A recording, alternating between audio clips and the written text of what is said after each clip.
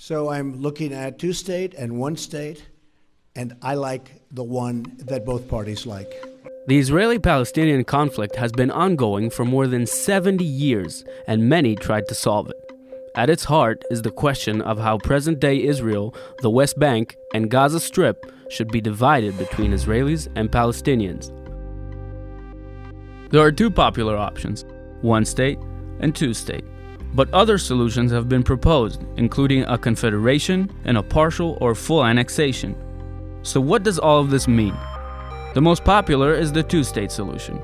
In broad terms, it involves the establishment of a autonomous Palestinian state along the 1967 borders. Pretty simple, huh? Well, not quite. The problem is that today, approximately 400,000 Jews live in West Bank settlements. In order to solve this, Israel would be allowed to annex large settlement blocks and in exchange would hand over an equal amount of land for the future Palestinian state. Under this plan, Palestinian refugees will be allowed to return to Palestine and Jerusalem will be divided between the two states. Jurisdiction over the holy sites would either be shared or transferred to an international body. Up next is the Confederation Solution. In a confederation, sovereign states come together and assign power upwards to an umbrella body.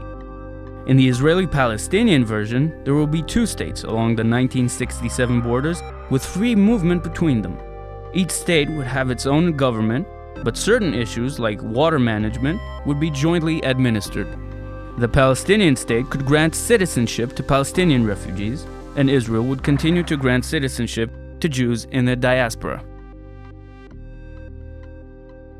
Next is the one-state solution. It covers such a broad spectrum of possibilities that it is advocated by both the far right and the far left. We'll start from the solution identified with the political left. One democratic state. This solution means one state with full and equal rights for all its citizens. Now to the one-state solutions identified with the political right, none of which offer a solution for Gaza.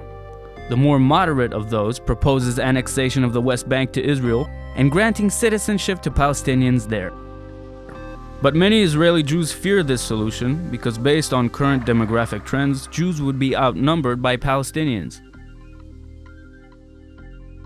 The idea of annexing the West Bank has more extreme versions to it.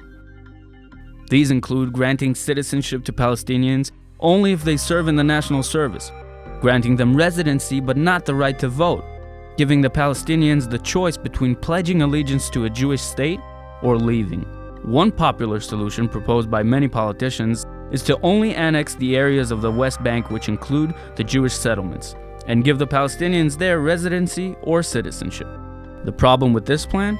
Jewish settlements are so widespread that such a plan would effectively create 165 separate Palestinian enclaves inside Israel. Some of these solutions are democratic, others are not. Some offer a solution for Gaza, Jerusalem, and the issue of Palestinian refugees. Most don't. What is clear is that when it comes to control of people and land, the Israeli-Palestinian conflict is so complex that someone, if not everyone, will have to compromise.